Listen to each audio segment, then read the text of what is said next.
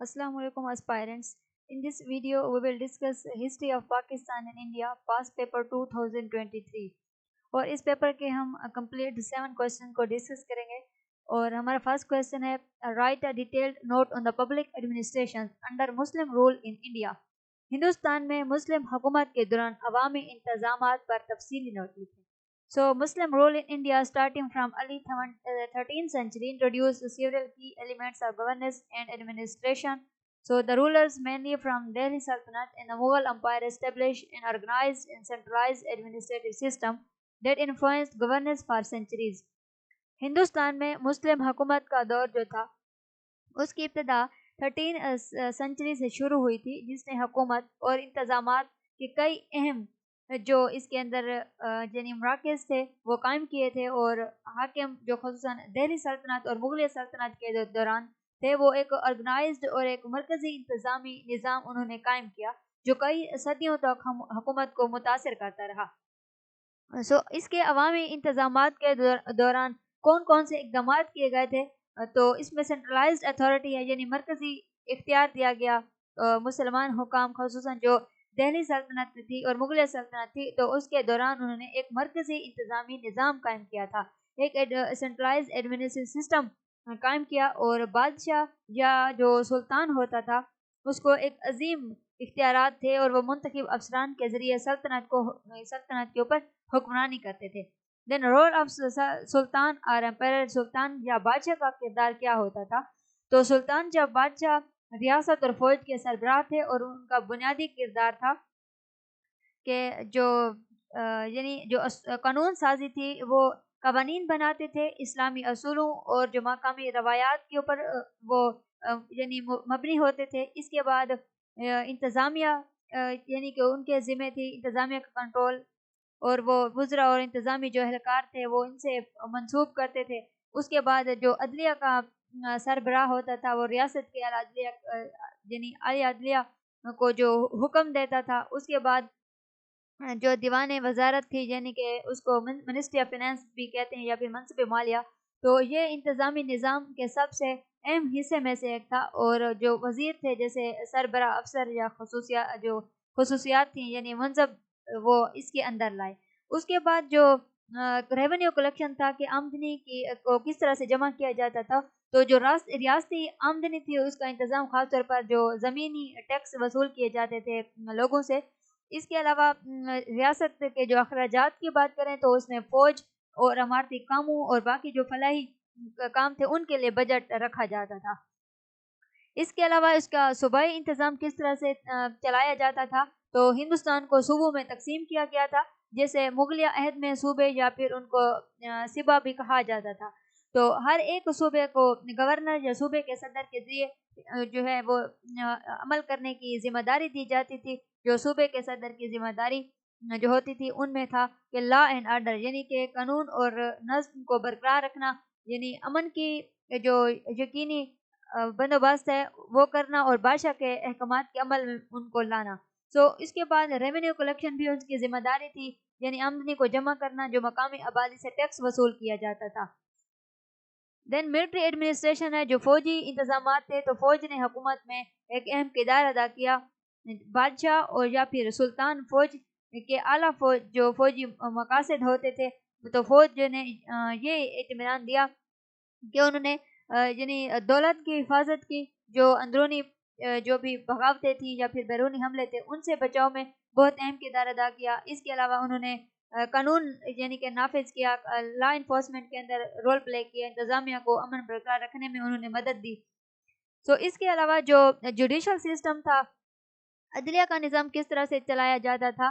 تو اسلامی قانون کے اوپر مبنی ہوتا تھا، یعنی جو شریعت تھی وہ عدلی نظام کا ایک بنیادی ستون تھا. تو مقامی روایات بھی اس میں دیکھی جاتی تھی، اور اس کی جو خصوصیات تھیں یعنی عدلیہ کی خصوصیات میں شامل تھے قاضی جو اسلامی قانون کے مطابق انصاف دیتے تھے، اور اس کے علاوہ ان کی جو حدود تھی یعنی مخصوص جرائم جیسے چوری اور زنا کے لیے مقررہ جو سزائیں تھیں وہ نافذ کرتے تھے.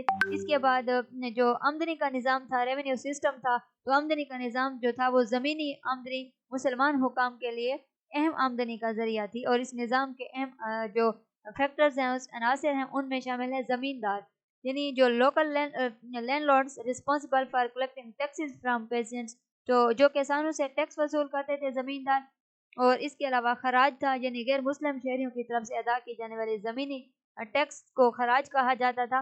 اس کے بعد جزیہ ٹیکس بھی تھا، جو غیر مسلموں کے اوپر لگائے جانے والا ٹیکس تھا، جس کے بدلے میں حفاظت اور فوجی خدمات سے ان کو معافی دی جاتی تھی۔ پبلک ویلفیئر انفراسٹرکچر کو اگر ہم ڈسکس کریں تو کس طرح سے جو عوامی فلاح بہبود کے لیے کام کیے جاتے تھے، تو اس میں جو زراعت تھی اس کو بہتر بنانے کے لیے کام کیا گیا، نہریں وغیرہ بنائی گئی، اور اس کے بعد جو اریگیشن سسٹم تھا، یعنی آبپاشی کا نظام، تو زراعت کو بہتر بنانے کے لیے نہریں بنائی گئیں، اور اس کے علاوہ آرکیٹیکچر پر کام کیا گیا، یعنی قلعے وغیرہ تعمیر کیے گئے، مساجد، سڑکیں اور عوامی عمارتیں بھی تعمیر کرنا اس کے اندر شامل تھا۔ اس کے علاوہ تعلیم کا نظام جو تھا، اس میں مدارس وغیرہ قائم کیے گئے تھے، اسلامی تعلیم دی جاتی تھی، عصری علوم کے متعلق جو ہے وہ تعلیم دی جاتی تھی۔ دین ریلیجیس ٹالرنس اینڈ ایڈمنسٹریشن، جو مذہبی رواداری تھی اور انتظامیہ، یعنی جو انتظامیہ تھی وہ اسلامی اصولوں کے اوپر مبنی تھی، لیکن اکبر جیسے جو حکام تھے انہوں نے مذہبی رواداری کو فروغ دیا تھا۔ اکبر جیسے جو حکمران تھے وہ صلح کل لائے، یعنی اکبر کی جو عام رواداری کی پالیسی تھی، اس نے مختلف مذاہب کے لوگوں کو امن کے ساتھ زندگی گزارنے کی اجازت دی، اور اس طرح کے جو اکبر کی پالیسیاں تھیں ان کے اوپر تنقید بھی کی جاتی رہی، اور ان کو امپلیمنٹ کروانے میں بہت سارے چیلنجز کا بھی ان کو سامنا کرنا پڑا، کیونکہ جو ناقدین تھے وہ ان کا یہ کہنا تھا کہ یہ جو پالیسیاں اور روایات اکبر نے جو ہے وہ امپلیمنٹ کروائی ہیں تو یہ اسلام کے مطابق نہیں ہے۔ ہندوستان میں مسلم حکومت کے دوران عوامی انتظامات جو تھے وہ مرکزی حکمرانی اور قانون اور نظم کے اوپر مرکوز ہوتے تھے، اور جو منظم آمدنی تھی اس کے اندر جو نظام کی خصوصیات تھی، یعنی اسلامی حکمرانی سے وہ متاثر تھا، تو اس نے مقامی ضروریات اور روایات کے مطابق خود کو ڈھال لیا۔ جس نے ہندوستان کے انتظامی جو ڈھانچہ تھا، انتظامی جو سٹرکچر تھا، اس کے اوپر بھی کافی دیر اثر چھوڑا۔ نیکسٹ ہمارا کوشچن ہے critically examine the origins and growth of the East India Company as an imperialist power in India۔ برصغیر میں ایسٹ انڈیا کمپنی کے سامراجی طاقت کے طور پر ابھرنے اور پھیلاؤ کا تنقیدی جائزہ۔ ایسٹ انڈیا کمپنی ہندوستان کے اندر اس کا جو سامراجی طاقت تھی اس کے طور پر اس نے آغاز کیا اور اس کا پھیلاؤ ہوا۔ تو ایسٹ انڈیا کمپنی یعنی EIC ایک تجارتی کمپنی تھی، اور وہ تجارت کی غرض سے برصغیر میں داخل ہوئے تھے، کیونکہ برصغیر میں رہنے والے جو مسلمان اور ہندو تاجر تھے ان کی تجارت برصغیر کے باہر بھی یعنی یورپ کے علاقوں تک بھی پھیلی ہوئی تھی، اور اس کے علاوہ وہ زیادہ تر جو اہم صنعتیں تھیں جن میں زیادہ تر تجارت کی جاتی تھی، مسالہ جات کی، کپڑے وغیرہ کی صنعتیں بہت زیادہ ترقی یافتہ تھی، تو وہاں کے جو برصغیر کے تاجر تھے وہ دور دراز کے علاقوں تک ان کی تجارت پھیلی ہوئی تھی، وہ تجارت کرتے تھے۔ تو ایسٹ انڈیا کمپنی کے جو لوگ تھے، ایسٹ انڈیا کمپنی بھی تجارت کی غرض سے برصغیر میں داخل ہوئی تھی۔ 17 جو سنچری تھی اس کے آغاز میں یہ تجارتی کمپنی قائم ہوئی تھی، لیکن وقت کے ساتھ ساتھ یہ ہندوستان میں ایک طاقتور سامراجی قوت میں تبدیل ہو گئی۔ اس طاقتور جو اس کے جو بننے کا عمل ہے، جو حکمت عملی ہے، اس کے اوپر جو مختلف معاہدے ہیں اس کے اوپر مبنی فوجی فتوحات ہیں اور انتظامی کنٹرول ہے۔ اس کے علاوہ جو اس کی بنیاد کی اگر ہم بات کرتے ہیں اور ابتدائی تجارت کب شروع ہوئی، تو ایسٹ انڈیا کمپنی کو 1600 میں برطانوی تاجروں نے ملکہ الزبیتھ اول کی اجازت سے قائم کیا تھا، اور اس کا جو بنیادی مقصد تھا وہ مثالوں، ریشم اور کپاس اور دیگر جو مصر کی مصنوعات تھی ان کی حوالے سے تجارت کرنا تھا۔ پھر تجارتی مراکز قائم کیے گئے تھے۔ کمپنی نے ابتدائی طور پر ہندوستانی جو ساحلی شہر تھے جیسے سورت، مدارس اور ممبئی اور کولکتہ میں تجارتی انہوں نے مراکز قائم کیے تجارت کی غرض سے۔ اس کے بعد جو مقامی طور پر انہوں نے معاہدے کیے، یعنی تجارتی راستوں تک محفوظ رسائی کے لیے کمپنی نے مقامی حکمرانوں کے ساتھ معاہدے کیے۔ اس کے بعد جنگ پلاسی لڑی گئی 1757 میں۔ تو 1757 میں اس جنگ کی کمپنی کے لیے ایک اہم موڑ یہ جنگ ثابت ہوئی تھی، جہاں اس نے بنگال کے نواب سراج الدولہ کو شکست دی تھی 1757 میں۔ اس کے بعد ان کا سیاسی کنٹرول بڑھتا گیا اس کمپنی کا، یعنی اس فتح کے بعد کمپنی کو بنگال پر کنٹرول حاصل ہوا جو ہندوستان میں اس کی سیاسی بالادستی کی شروعات بھی تھی۔ ویلتھ اینڈ پاور، تو کمپنی نے بنگال سے بے پناہ دولت حاصل کی، جس نے اس کی مزید جو توسیع کے لیے اس کو مالی امداد بھی دی۔ پھر طاقت کی اس کی طاقت میں توسیع ہو گئی، یعنی جو پلاسی کی جنگ تھی اس کے بعد کمپنی نے فوجی فتوحات اور معاہدوں کے ذریعے ہندوستان میں اپنا کنٹرول بڑھا دیا تھا۔ سو ان کا جو کنٹرول تھا وہ پورے ہندوستان میں بڑھ گیا۔ پھر ان کی فوجی طاقت میں اضافہ ہوا، کمپنی نے ایک مضبوط فوج بنائی اور اینگلو میسور اور اینگلو مرہٹا جو جنگیں تھیں، اس طرح کے مارکوں میں انہوں نے علاقائی طاقتوں کو بھی شکست دے دی تھی۔ سو اس کے علاوہ انہوں نے ذیلی طور پر معاہدے کیے، یعنی کمپنی نے ہندوستانی جو حکمران تھے ان کو ذیلی اتحاد کے معاہدے کے اوپر مجبور کیا، سو جس سے وہ برطانوی جو فوجی یعنی مدد تھی اس کے محتاج ہو گئے تھے اور کمپنی کو غیر مستحکم کنٹرول حاصل ہوا۔ سو جو کمپنی تھی یعنی غیر مستقیم ہو گئی تھی اور غیر مستقیم طور پر ان کو کنٹرول حاصل ہو گیا، اس کی طاقت برصغیر کے اندر بڑھ گئی، مالی حوالے سے بھی اور فوجی حوالے سے بھی۔ دین اقتصادی استحصال کی اگر ہم بات کرتے ہیں تو کمپنی نے نہ صرف ہندوستان پر سیاسی کنٹرول حاصل کیا بلکہ اس کے وسائل کو بھی اقتصادی طور پر استحصال کیا۔ سو جو وسائل تھے اس کمپنی نے بر صغیر کے جو یعنی کہ صنعتیں تھی یا وسائل تھے ان کو اپنی تجارت کے لیے استعمال کیا، اور جو برطانوی لوگ تھے ان کے فائدے کے لیے ان کو استعمال کیا، اور جس کی وجہ سے جو برصغیر میں رہنے والے لوگ تھے ان کا استحصال کیا گیا۔ اقتصادی طور پر برصغیر میں بے روزگاری پھیل گئی اور صنعتیں تباہ ہو گئیں جو مقامی طور پر ایسٹ انڈیا کمپنی کے آنے سے پہلے ترقی یافتہ تھی۔ اس کے بعد ٹیکسیشن کا وہ نظام لائے برصغیر میں، کمپنی نے خاص طور پر ہندوستانی جو کسان تھے ان کے اوپر بھاری ٹیکس عائد کر دیے، جس کی وجہ سے جو ان کی اقتصادی مشکلات تھیں وہ مزید بڑھی اور ان میں قحط بھی پیدا ہوا۔ پھر جو تجارتی طور پر اجارہ داری کی گئی، یعنی کمپنی نے کپاس، ریشم اور افیون جیسے اہم برآمدات کے اوپر اجارہ داری کی، اور جس سے ہندوستان سے دولت برطانیہ منتقل ہوتی رہی۔ اس کے بعد ایڈمنسٹریٹو کنٹرول کی بات کریں تو انتظامی کنٹرول کس طرح سے اس کمپنی نے سنبھالا، تو 19 جو سینچری تھی اس کے آغاز تک کمپنی ہندوستان کے بڑے علاقوں کی حاکم بن چکی تھی، اور کمپنی نے گورنرز اور جو کلکٹرز تھے ان کو مختلف علاقوں کو حکمرانی کے لیے مقرر بھی کر دیا تھا۔ سو اس کے بعد ریگولیٹنگ ایکٹس ہیں، یعنی 1773 اور جو اورپیٹ کا جو انڈیا یعنی ایکٹ تھا جس نے قوانین منظور کیے تھے تاکہ جو ہندوستان میں کمپنی کی حکمرانی ہے اس کی نگرانی کی جا سکے۔ سو 1857 کی بغاوت اور کمپنی کے اقتدار کا خاتمہ ہوا۔ پھر آخرکار 1857 میں جنگ آزادی لڑی گئی اور ہندو اور مسلمانوں نے مشترکہ طور پر اس جنگ کے اندر حصہ لیا تھا۔ تو انہوں نے ان کی جو کمپنیاں تھیں ان کی پالیسیوں کے خلاف جو بڑھتے ہوئے بغاوت یعنی بڑھی، اور اس غصے نے 1857 کی جو بغاوت تھی اس کو جنم دیا، اور لیکن یہ بغاوت ناکام رہی تھی، لیکن اس نے کمپنی کی حکومت کے خاتمے کا راستہ ہموار کر دیا تھا۔ پھر برطانوی تاج کا کنٹرول ہوا 1858 میں، تو برطانوی حکومت نے ایسٹ انڈیا کمپنی کو تحلیل کر دیا اور ہندوستان پر براہ راست کنٹرول سنبھال لیا، جس کے بعد برطانوی راج کا برصغیر کے اوپر آغاز ہو گیا۔ سو ایسٹ انڈیا کمپنی نے ایک تجارتی ادارے کے طور پر برصغیر میں آغاز کیا تھا، لیکن وقت کے ساتھ ساتھ یہ ایک طاقتور سامراجی قوت بن گئی تھی، اور جو فوجی طور پر ان کی فتوحات تھیں کیونکہ انہوں نے اپنی فوج کو ایک بنایا، برصغیر میں آ کر ایک منظم فوج بنائی۔ پھر اقتصادی استحصال کیا گیا جو برصغیر میں رہنے والے لوگ تھے ان کا، پھر انتظامی کنٹرول، ان تمام چیزوں کے ذریعے انہوں نے ہندوستان کے اوپر اپنی بالادستی قائم کر لی، اور اس کی پالیسیوں نے شدید ناراضگی پیدا کی برصغیر کے لوگوں میں، جس کے نتیجے میں 1858 میں جو براہ راست برطانوی حکومت تھی اس کا آغاز ہوا۔ سو نیکسٹ ہمارا کوشچن ہے، give an historical account of the growth of the Hindu nationalism during 1858 to 1947۔ 1858 سے 1947 تک ہندو قوم پرستی کی ترقی کا تاریخی جائزہ۔ سو 1858 سے 1947 تک ہندو قوم پرستی کی ترقی کس طرح سے ہوئی۔ برطانوی جو نو آبادیاتی دور تھا یعنی کولونیل پیریڈ تھا، اس میں 1858 سے 1947 تک ہندو قوم پرستی کی قابل ذکر ترقی موجود ہے، لیکن اس کا آغاز جو ہے وہ ثقافتی احیا، سماجی اور مذہبی جو اصلاحی تحریکیں تھیں اور سیاسی آزادی تھی ان کی خواہش سے ہوا۔ Culture revival and early roots late 19th century۔ 1858 میں برطانوی حکومت کے ہندوستان کے اوپر कंट्रोल संभालने के बाद हिंदू कौम परस्ती की इब्तदाई जो जड़ें थी वो सकाफती और मजहबी हया की तहरीकों में तलाश की जा सकती थी।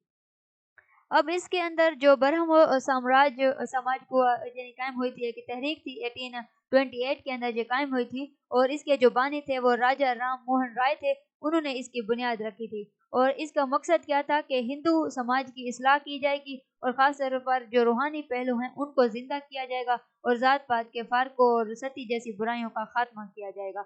उसके बाद दूसरी तहरीक इस्लाही तहरीक थी आर्य समाज की, जो कि 1875 में कायम हुई थी। इसके बानी थे स्वामी दयानंद सरस्वती। उन्होंने इसकी बुनियाद रखी और इसका मकसद क्या था, वैदिक रवायात की पाकीज़गी को बहाल करना और हिंदू इत्तेहाद को प्रमोट करना। बरतानवी हुकूमत और मगरबी नजरियात जैसे जो गैर मुल्की असरात थे उनको मुस्तरद करना, ये आर्य समाज की तहरीक के मकासद थे।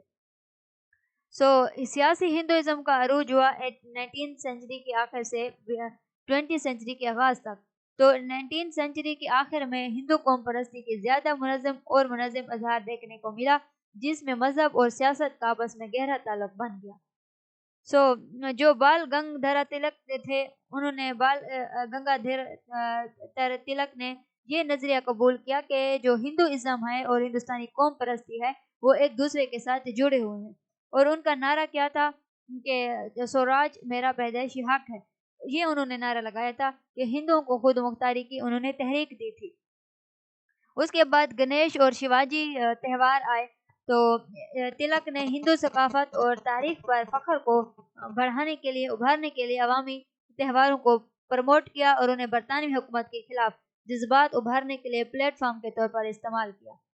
इसके बाद हिंदू तंजीमों का क़याम आया, यानी हिंदू शनाख्तों को प्रमोट करने के लिए, हिंदू मफादात की हिफाजत के लिए कई तंजीमें बनाई गई। उनमें था हिंदू मुहासबा 1915 में। तो ये तंजीम हिंदुओं के सियासी मफादात की नुमाइंदगी के लिए कायम की गई थी, जिसका मकसद क्या था कि हिंदू इत्तेहाद को फ़रोग दिया जाएगा और जो हिंदू थे उनके हकूक़ की हिफाजत की जाएगी। उसके बाद इसमें जो दूसरी तंजीम थी वो राष्ट्रीय सेवम सेवक सिंह थी 1925 के अंदर RSS। तो इसने जो KB हेडगुआर था उसने इस तंजीम की बुनियाद रखी थी और इसका मकसद क्या था, इसका मकसद था कि समाजी खिदमत और सकाफती तालीम के ज़रिए हिंदू यकजहती को फ़रोग दिया जाएगा और एक मजबूत और मुत्तहिद हिंदू कौम की हमायत की जाएगी। इसके ऊपर जो मुसलमानों का इन तंजीमों के ऊपर क्या रद्द अमल आया, मुस्लिम सियासी तहरीकों के रद्द अमल में किस तरह से तरक्की हुई। तो हिंदू कौम परस्ती का जो फ़रोग था वो मुस्लिम सियासी तंजीमों और मुसलमानों के अलहदा नुमाइंदगी के मुतालबात का रद्द अमल में भी हुआ। बंगाल की जो तकसीम थी यानी 1905 में हुई थी, तो बंगाल की तकसीम को हिंदुओं ने एक कोशिश के तौर पर देखा कि हिंदू समाज को तकसीम किया जाएगा और कमज़ोर किया जाएगा। फिर 1911 में बंगाल की तकसीम की मनसूखी हुई और हिंदू एहतजाज के बाद हिंदू कौम परस्ती के लिए एक मजबूत मुहर्रिक बनी। उसके बाद दूसरी तंजीम कायम हुई मुस्लिम लीग 1906। मुस्लिम लीग का क़याम अमल में आया, जो मुसलमानों के लिए एक अलहदा इंतखाबी हल्के का ये जमात मुतालबा कर रही थी और हिंदू और मुसलमान कम्युनिटीज़ के दरमियान तकसीम को इसने मज़ीद गहरा कर दिया, जिसने हिंदू शनाख्त की सियासत को भी मज़ीद मुस्तहकम किया। हिंदू मुस्लिम tensions and political strategies. Hindustan की आज़ादी की तहरीक के दौरान हिंदू और मुस्लिम ग्रोहों के दरमियान कशीदगी में इजाफा हुआ। को प्रोटेक्शन मूवमेंट, गाय की जो तहफ़्फ़ुज़ की तहरीक शुरू की गई थी, तो गाय के तहफ़्फ़ुज़ की तहरीक हिंदू की तरफ से शुरू की गई, जो हिंदू कौम परस्ती की हमायत से चलाई गई थी। और 19th के सेंचुरी और 20th सेंचुरी सदी जो है 20वीं और 19वीं सदी में एक बड़ा ये मसला बन गई थी, जिससे मुसलमानों के साथ तनाव में इजाफा हुआ। Then demand for separate electorates, अलहदा इंतखाबी हल्के का मुतालबा किया गया मुसलमानों की तरफ से। 1909 में इंडिया एक्ट और बाद के कवानीन में मुसलमानों के लिए एक अलहदा इंतखाबी हल्के के मुतालबे ने दोनों कम्युनिटीज़ के दरमियान तकसीम को बढ़ाया और इस हिंदू कौम परस्ती की मुत्तहिद हिंदुस्तान के मुतालबात को मज़ीद तक़वियत मिली। हिंदू कौम परस्ती और हिंदुस्तान की आज़ादी की तहरीक को अगर हम डिस्कस करें तो इसमें है कि बहुत से जो हिंदू कौम परस्ती थे उन्होंने इंडियन नेशनल कांग्रेस की आज़ादी की तहरीक की हमायत की, क्योंकि जो इंडियन नेशनल कांग्रेस थी वो हिंदुओं की जमात थी और वो हिंदुओं के مفادات کو پروٹیکٹ کر رہی تھی۔ انڈین نیشنل کانگریس کا وہ یہ دعویٰ کرتی تھی کہ برصغیر میں رہنے والی تمام جو نیشنز ہیں ان کی وہ نمائندہ جماعت ہے، لیکن حقیقت اس سے مختلف تھی۔ وہ ہندوؤں کی جماعت تھی اور ہندوؤں کے مفادات کے لیے کام کرتی تھی، اور الیکشنز جیتنے کے بعد بھی مسلمانوں کے تمام حقوق کو یہ جماعت نظر انداز کرتی تھی، جس کی وجہ سے مسلمانوں کو یعنی سیاسی سطح کے اوپر نمائندگی کی ضرورت تھی۔ مسلمانوں نے اس لیے مسلم لیگ کا وہ قیام لے کر آئے۔ کانگریس کی آزادی کی تحریک کی حمایت کی بہت سے ہندوؤں نے، اور ان کے جو اپنے مخصوص نظریاتی مقاصد تھے اس کے لیے انہوں نے اس کو سپورٹ کیا۔ ساورکر ہندوتوا ونائک دامور ساورکر نے 1923 میں اپنی کتاب میں ہندوتوا کے نظریے کی وضاحت کی، جس میں انہوں نے اس بات کے اوپر زور دیا کہ جو ہندو ہیں ان کو اپنے سیاسی یعنی جو ہندوستان جو ہے وہ بنیادی طور پر ایک ہندو قوم ہے، اور ہندوؤں کو اپنے سیاسی جو اس کا غلبہ ہے، ڈومیننس ہے، اس کو مضبوطی سے قائم کرنا چاہیے۔ ہندو محاسبہ اور RSS کا کردار کیا تھا؟ یہ تنظیمیں کانگریس کی قیادت میں ہونے والی تحریکوں جس طرح سے عدم تامن یا بھارت چھوڑو تحریک تھی، تو اس میں یہ براہ راست شامل نہیں تھی، لیکن انہوں نے ہندو اتحاد کو فروغ دیا، اور اس کے علاوہ قوم پرست جو ڈیبیٹس تھیں اس پر اثر ڈالنے کا عمل بھی جاری رکھا۔ تقسیم اور آزادی 1947 میں ہندوستان کی آزادی کے قریب آنے والے آخری سالوں میں ہندو مسلم کشیدگی اپنی انتہا کو پہنچی، جس کے نتیجے میں ہندوستان اور پاکستان دو الگ الگ ملکوں میں تقسیم ہو گئے۔ تقسیم کی مخالفت کی گئی، یعنی ہندو قوم پرست جو تھی وہ خاص طور پر جو ہندو محاسبہ نے تقسیم کی سخت مخالفت کی، کیونکہ وہ ہندوستان کو ہندوؤں کے متحد سرزمین کے طور پر دیکھتے تھے۔ اور پھر پاکستان کا قیام عمل میں آیا۔ پاکستان کے جو علیحدہ مسلم ریاست تھی اس کے طور پر قیام نے ہندو قوم پرستی کی تاریخ میں جو ہے وہ ایک اہم موڑ ثابت کیا، کیونکہ جو اس نے آزاد ہندوستان میں جو ہندو آئیڈینٹی تھی اس کی سیاسی طور پر مضبوطی کی ضرورت کو مزید اجاگر کیا۔ 1958 to 1947 تک ہندو قوم پرستی ایک ثقافتی، سماجی اور سیاسی طاقت کے طور پر یہ ابھری تھی، اور اس میں ہندو شناخت کو زندہ کرنے کے جو کالونیل رول تھا اس کے رد عمل میں مسلم سیاسی تحریکوں کے اثرات سے اس کو مزید طاقت ملی، تقویت ملی۔ Although it coexisted with broader nationalist movements, it had its own unique trajectory which significantly influenced the political landscape of the modern India۔ یہ وسیع تر قوم پرستی کی تحریکوں کے ساتھ موجود تھی، لیکن اس کا اپنا منفرد سفر تھا جس نے جدید ہندوستان کے سیاسی منظرنامے کو نمایاں طور پر متاثر کیا۔ اور نیکسٹ ہمارا کوشچن ہے evaluate the causes and effects of the Khilafat movement on the Muslim struggle for independence. Khilafat تحریک کے اسباب اور مسلمانوں کی جدوجہد آزادی پر اس کے اثرات کا جائزہ پیش کریں۔ جو خلافت تحریک تھی اس نے ہندوستان کی آزادی کی جدوجہد میں ایک اہم سنگ میل ثابت ہوئی تھی، کہ خاص طور پر مسلمانوں کے لیے۔ تو اس تحریک کا مقصد جو تھا وہ عثمانی خلافت کی حفاظت کرنا تھا، اور اس نے ہندوستانی مسلمانوں کی سیاسی شناخت کو تشکیل دینے میں اہم کردار ادا کیا۔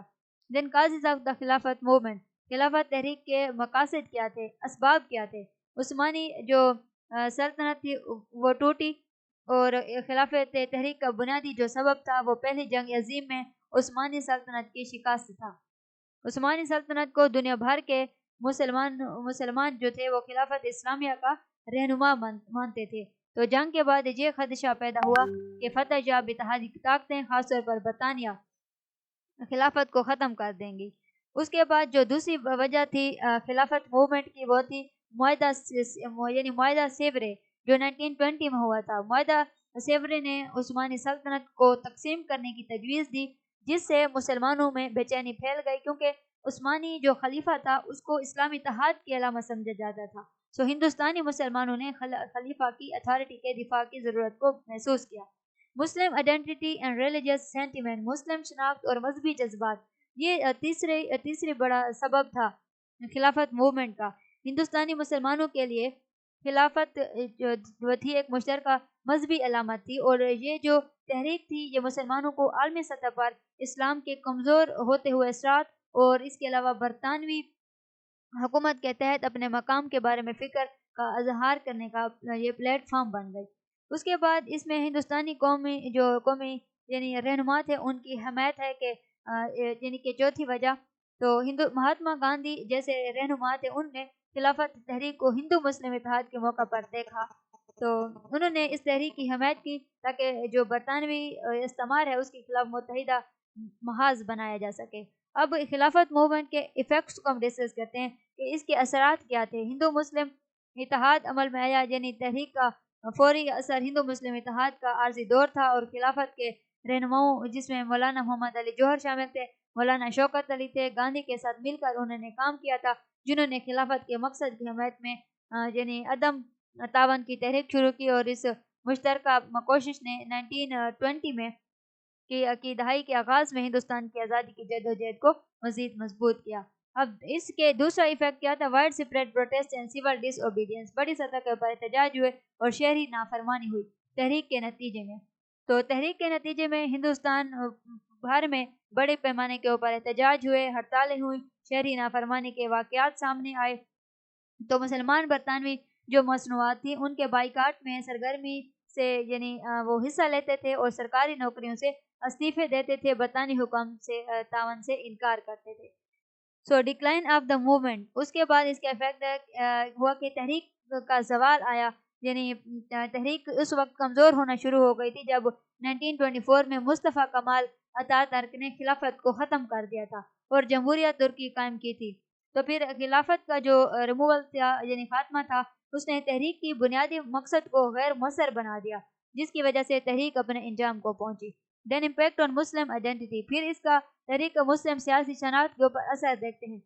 خلافت تحریک نے اپنے فوری مقصد میں یہ تحریک ناکام رہی تھی، لیکن اس نے مسلمانوں کو سیاسی بیداری پر گہرا اثر چھوڑا، اور اس تحریک نے مسلمانوں کو آزادی کی جدوجہد میں شامل یعنی ہونے کے لیے ان کو ترغیب دی، اور مستقبل کی سیاسی تنظیموں جیسے عالی مسلم لیگ کی انہوں نے بنیاد رکھی۔ دین گروئنگ ریلیجیس ڈیوائڈ، پھر خلافت تحریک نے ابتدا میں ہندو مسلم اتحاد کو پروموٹ کیا، اور اس کے بعد اس کی ناکامی اور دونوں کمیونٹی کے مقاصد میں اختلاف نے بعد میں مذہبی تفریق میں بھی اضافہ کیا۔ So many Muslims felt disillusioned after the end of the movement, and the focus gradually shifted towards separate Muslim political identity, which eventually led to the demand for Pakistan.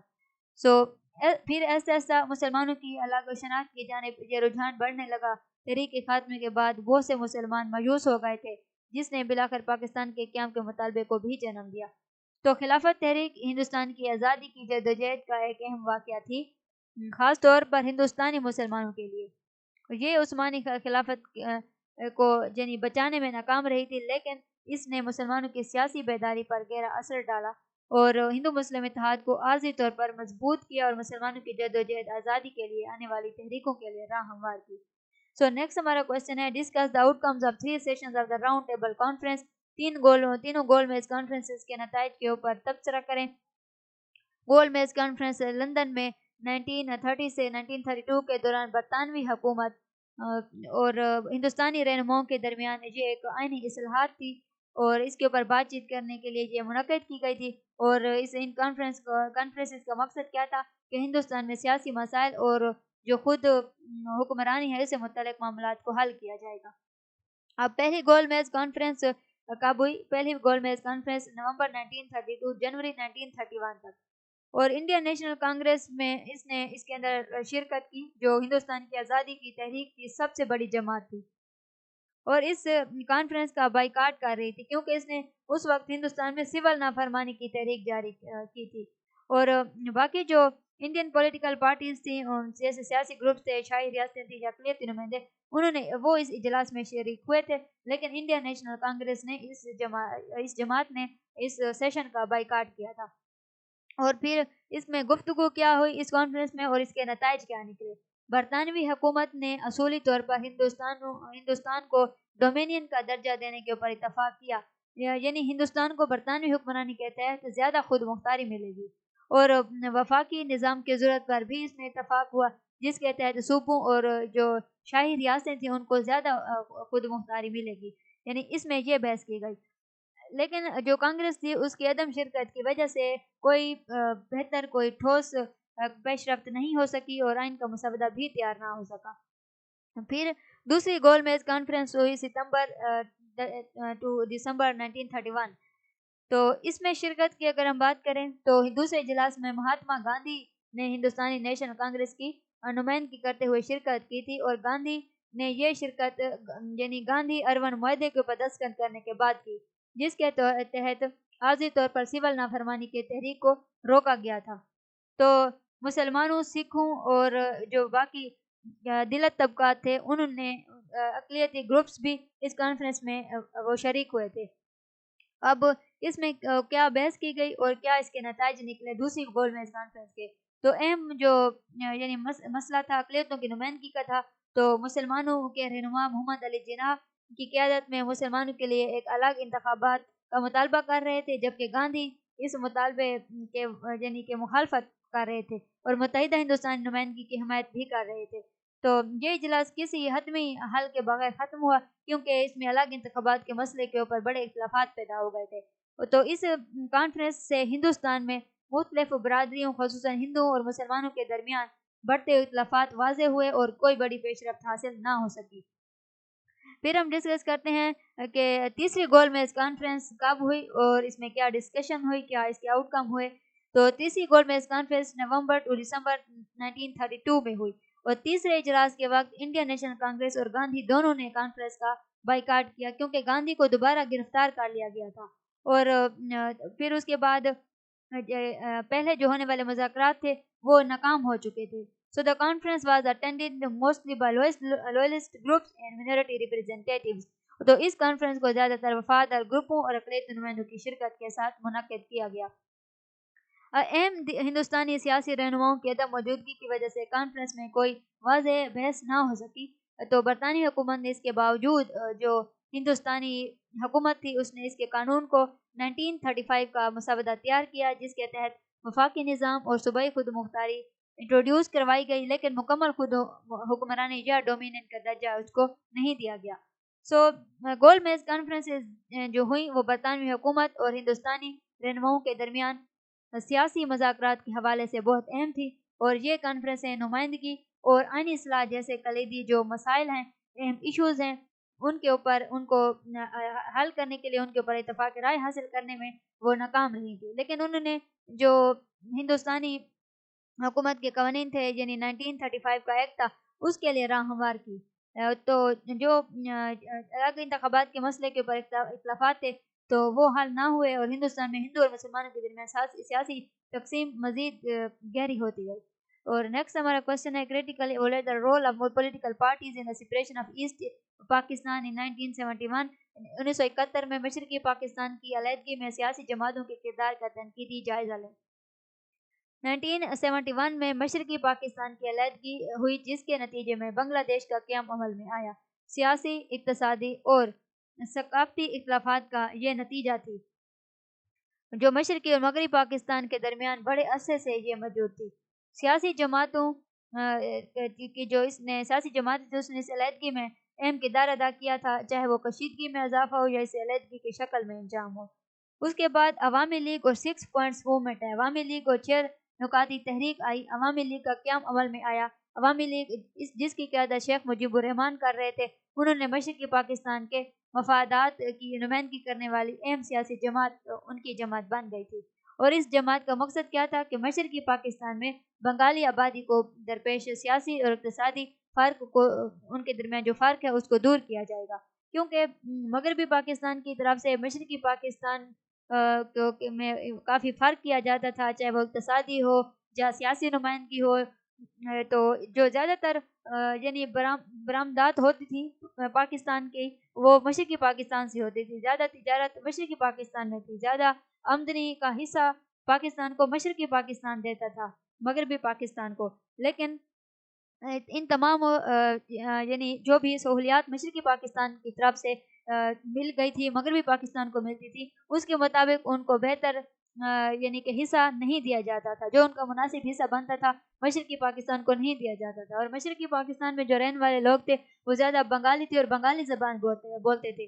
जब उर्दू को कौमी ज़बान का दर्जा दिया गया तो फिर बंगालियों में ये तकसीम उनके दिलों में ज़्यादा बढ़ गई थी, क्योंकि वो चाहते थे कि बंगाली ज़बान को यानी उर्दू ज़बान कौमी ज़बान का درجہ دیا جائے. تو یہ تمام اختلافات تھے جس کی وجہ سے بنگلہ دیش کا قیام عمل میں آیا. اور شیخ مجیب الرحمان کی قیادت میں جو چلنے والی یہ جماعت تھی 6 نکاتی تحریک نے اس مشرقی پاکستان کے لیے زیادہ خود مختاری کا مطالبہ کیا. اور اہم نکات ان کے تھے کہ جو ٹیکس ہیں اور جو یعنی کہ زر مبادلہ ہے تو اس اور جو فوجی امداد ہے یعنی اس کے اوپر جو امور ہیں وہ صوبوں کا اس کو کنٹرول دیا جائے. اور یہ تحریک جو تھی وہ مشرقی پاکستان میں بڑی سطح کے اوپر مقبول بھی ہوئی، لیکن مغربی پاکستان کی سیاسی قیادت نے اس کی شدید مخالفت کی جس سے کشیدگی میں مزید اضافہ ہوا. پھر پاکستان پیپلز پارٹی یعنی کہ اس کی جو قیادت تھی وہ ذوالفقار علی بھٹو کر رہے تھے، تو ان کی قیادت میں مغربی پاکستان میں ایک اہم سیاسی قوت کے طور پر ابھری. اور بھٹو مشرقی اور مغربی پاکستان دونوں پر مضبوط مرکزی کنٹرول برقرار رکھنا چاہتے تھے اور مشرقی پاکستان کی خود مختاری کی تحریکوں کی وہ مخالفت کرتے تھے. So oppositions to Awami League victory in the 1970 general elections, the Awami League win on overwhelming majority in Pakistan, in East Pakistan, securing 160 out of 162 seats from East. So however, Bhutto People's Party win the majority in West Pakistan. تو عوامی league کی فتح کی مخالفت ہوئی. 1970 کے عام انتخابات میں عوامی لیگ نے مشرقی پاکستان میں 162 میں سے 160 نشستوں پر بھاری اکثریت سے کامیابی حاصل کی، لیکن بھٹو کی پیپلز پارٹی نے مغربی پاکستان میں اکثریت حاصل کی. بھٹو اور مغربی پاکستان کی فوجی قیادت نے عوامی لیگ کے خود مختاری کے مطالبات کو تسلیم کرنے سے انکار کر دیا، جس کے نتیجے میں ایک اہم سیاسی بحران پیدا ہو گیا. Then military and political deadlock. پھر اقتدار کی منتقلی میں ناکامی ہوئی، یعنی عوامی لیگ کی انتخابی فتح کے باوجود اقتدار کی منتقلی میں ناکامی نے بحران کو مزید گہرا کر دیا. اور پاکستان کے فوجی حکمران جنرل یحییٰ خان، شیخ مجیب الرحمان اور بھٹو کے درمیان ہونے والے سیاسی جو مذاکرات تھے وہ ناکام ہو گئے تھے. اور بھٹو نے مبینہ طور پر یہ دھمکی دی کہ جو بھی مغربی پاکستانی سیاستدان قومی اسمبلی کے اجلاس میں ڈھاکا جائے گا اس کی ٹانگیں توڑ دی جائیں گی. یہ یعنی بھٹو کی طرف سے دھمکی دی گئی تھی. سو آپریشن سرچ لائٹ ہوا، یعنی جنگ جو سٹارٹ ہو گئی تھی اور پاکستانی فوج نے سرچ لائٹ آپریشن کیا. تو مشرقی پاکستان میں بڑھتے ہوئے انتشار کے جواب میں فوج نے مارچ 1971 میں آپریشن سرچ لائٹ کا آغاز کیا اور اس میں بنگالی آبادی کے اوپر شدید ظلم ستم انہوں نے ڈھایا. اس نے بنگالی آزادی کی تحریک کو ہوا دی. اس کے بعد مکتی بانی اور جنگ آزاد ہوئی. مکتی بانی کا قیام عمل میں آیا. فوجی کریک ڈاؤن کے رد عمل میں مکتی بانی ایک گوریلا فورس کے طور پر بنگالی قوم پرستوں اور عوامی لیگ کی حمایت سے وجود میں آئی تھی اور اس کا مقصد کیا تھا کہ آزادی کے لیے لڑا جائے گا. Then Indian support and war, Hindustan کی حمایت اور ہوئی، یعنی کہ اس جنگ میں سیاسی فوج اور فوجی جدوجہد نے دسمبر 1971 میں مکمل جنگ کی صورت اختیار کر لی، جس میں ہندوستان نے مشرقی پاکستان کی حمایت میں مداخلت کی اور پاکستانی فوج کی شکست کے نتیجے میں بنگلہ دیش کا قیام عمل میں آیا. اور آپریشن سرچ لائٹ میں جو پاکستانی فوج نے مظالم ڈھائے تو ان تمام مظالم کو انٹرنیشنل سطح کے اوپر انڈین میڈیا نے ہائی لائٹ کیا اور انٹرنیشنل یعنی سطح سے اس کے اوپر اس کی مذمت بھی کی جاتی رہی اور تمام ان واقعات کو انڈین میڈیا نے رپورٹ کیا. سیاسی جماعتوں نے مشرقی پاکستان کی علیحدگی میں اہم کردار ادا کیا. عوامی لیگ کی خود مختاری کے مطالبے اور پیپلز پارٹی کی اقتدار میں شراکت سے انکار کے ساتھ فوجی مداخلت نے ایک ایسے سیاسی بحران کو جنم دیا جس سے بالآخر ایک ایسے آزادی کی جنگ کی صورت اختیار کی اور مشرقی اور مغربی پاکستان کی سیاسی جماعتوں کے درمیان مفاہمت نہ ہو سکی. The inability of political parties in both East and West Pakistan to reach a compromise was central to the eventual breakup of Pakistan 1971. Pakistan کی سیاسی جماعتوں کے درمیان مفاہمت نہ ہو سکی تو 1971 میں پاکستان کے ٹوٹنے کی یہ بنیادی وجہ بن گئی. لاسٹ ہمارا کوشچن ہے write short notes on any two of the following: Kargil war 1984 referendum اور الہ آباد ایڈریس 1930. اس میں ہم دیکھتے ہیں کہ کارگل جنگ کو جو کہ 1999 میں ہوئی، تو کارگل جنگ بھارت اور پاکستان کے درمیان یعنی مئی سے جولائی 1999 کے دوران یہ جموں کشمیر کے کارگل ضلع میں ہونے والی ایک بڑی فوجی جنگ تھی اور یہ دونوں ممالک کے درمیان آزادی کے بعد سے سب سے اہم فوجی یہ جنگ تھی جو لڑی گئی دونوں ممالک کے درمیان. اب اس جھگڑے کی وجوہات کیا تھی، تو اس جنگ کے اسباب کیا تھے؟ پاکستانی فوجیوں نے عسکریت پسندی کے بحث میں 1998 to 1999 کی سردیوں کے دوران انہوں نے لائن آف کنٹرول عبور کرتے ہوئے کارگل کے علاقے میں انڈین علاقوں میں در اندازی کی. تو پھر ان کا مقصد کیا تھا کہ اونچی پہاڑی چوکیوں پر قبضہ کرنا تھا تاکہ بھارتی جو فوج تھی وہ سپلائی کے راستوں میں اس کو خلل ڈالا جائے اور بھارت پر کشمیر کے مسئلے پر مذاکرات کے لیے دباؤ ڈالا جا سکے.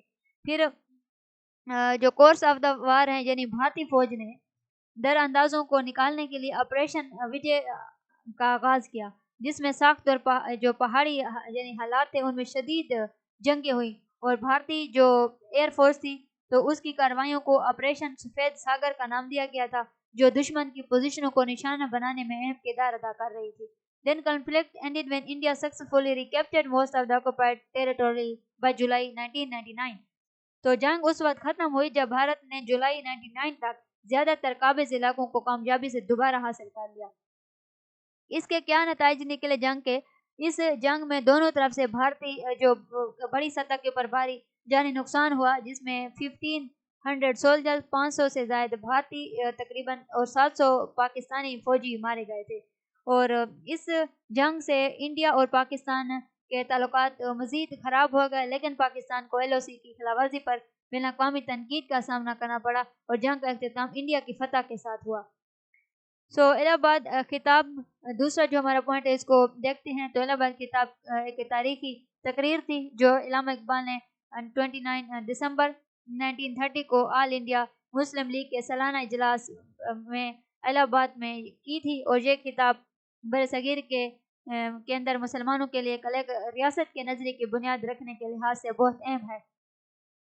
ایٹ اے ٹائم جب انڈین نیشنل کانگریس مکمل آزادی کا مطالبہ کر رہی تھی، تو اقبال نے اپنے خطاب میں مسلمانوں کے مستقبل پر توجہ مرکوز کی اور انہوں نے خدشہ ظاہر کیا کہ ایک متحد ہندوستان میں مسلمانوں کے سیاسی اور ثقافتی حقوق ہندو اکثریت حکومت کے تحت دب جائیں گے، کیونکہ ہندو اور مسلمان دو الگ قومیں تھیں اور وہ ایک ساتھ نہیں رہ سکتے تھے. دونوں کے مذاہب، رسم و رواج ایک دوسرے سے مختلف تھے، تو مسلمانوں کو ایک الگ وطن کی ضرورت تھی جہاں وہ اپنے مذہب اور اپنے ثقافت روایات کے مطابق زندگی گزار سکیں. اقبال نے ہندوستان کے شمال مغربی علاقوں جس میں پنجاب، صوبہ سرحد، سندھ اور بلوچستان میں ایک علیحدہ مسلم ریاست کے قیام کا مطالبہ کیا، کیونکہ ان علاقوں میں مسلمانوں کی اکثریت تھی اور ان کا ماننا تھا کہ مسلمانوں کو اپنا ایک خود مختار خطہ ہونا چاہیے جہاں وہ اپنی مذہبی اور ثقافتی شناخت کو آزادانہ طور پر برقرار رکھ سکیں. اب اس کی اہمیت کی بات کریں تو الہ آباد خطاب کو دو قومی نظریے کا یعنی کہ اس کو پریکرسر کہا جاتا ہے، سمجھا جاتا ہے، جس نے آخر کار محمد علی جناح کے اور مسلم لیگ کے ذریعے پاکستان کے مطالبے کی راہ ہموار کی. It marked a turning point in Muslim political thought and significantly influenced the future of the Indian subcontinent. یہ خطاب مسلم سیاسی فکر میں ایک اہم موڑ تھا اور برصغیر کی سیاست پر اس نے دیر پر اثرات چھوڑے. یہ ہم نے ہسٹری آف پاکستان انڈیا 2023 کے پاس پیپر کو ڈسکس کیا ہے. اس میں جو جتنے بھی کویشچن آئے تھے ان کے ریگارڈنگ اگر کوئی کویشچن ہو تو آپ کمنٹ سیکشن میں پوچھ سکتے ہیں. Thank you for watching our video. If you like our video then like, share and subscribe our channel.